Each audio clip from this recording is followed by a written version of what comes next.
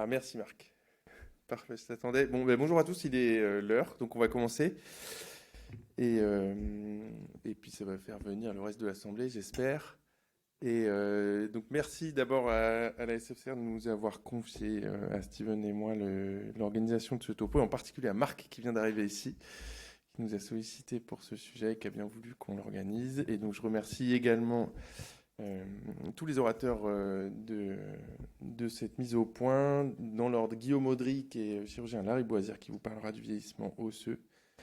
Euh, Robert Caralier, qui est radiologue à Garches et qui vous parlera des aspects morphologiques du vieillissement. Camille Dast, qui est rééducatrice à Cochin et qui vous parlera du vieillissement de la fonction osteoarticulaire. Sabine Drevet, qui est gériatre à Grenoble et qui vous parlera du vieillissement tout court ou global.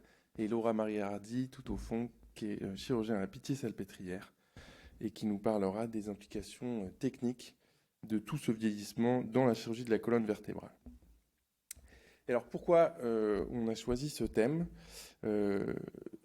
Parce que en fait c'est quelque chose auquel on va faire face tous et dans pas si longtemps, je ne sais pas si vous êtes familier de ces graphiques, mais les projections démographiques mondiales, ça c'est le monde entier, hein, c'est bien pire chez nous, euh, prévoit quand même un vieillissement assez rapide de la population. Et en fait, c'est déjà le cas.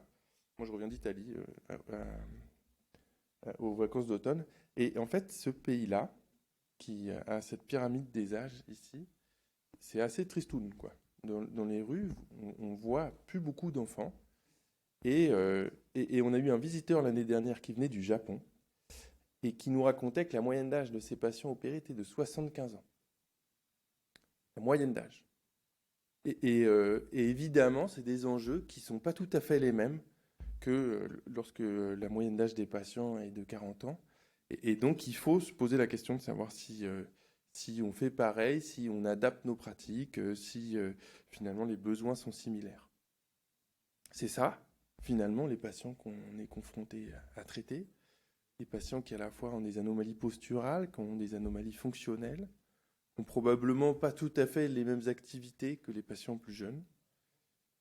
Et pour autant, des fois, on les traite de manière identique. Je vous montre un exemple que j'avais déjà montré lors d'un autre topo. Une patiente qui a consulté un jour chez nous avec cette fracture ostéoporotique, avec une petite compression neurologique, donc elle était franchement symptomatique. On s'est posé la question de quoi faire. Et puis on s'est dit, bon, c'est une patiente âgée, elle a un truc un peu spécifique, on va faire un traitement spécifique.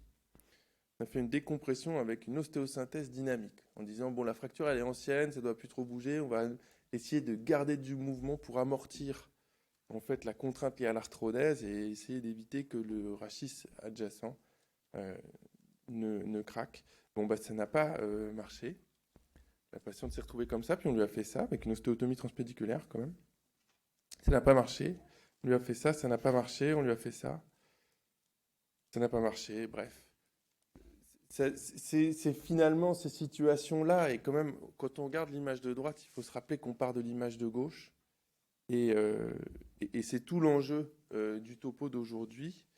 Et donc on va vous dérouler ça dans un ordre un petit peu hiérarchique, logique, et puis on laissera la place ensuite à un temps de débat et de questions. Donc, je vous ai présenté les orateurs, l'ordre c'est celui-ci, et donc je laisse la place à Guillaume pour nous parler du vieillissement.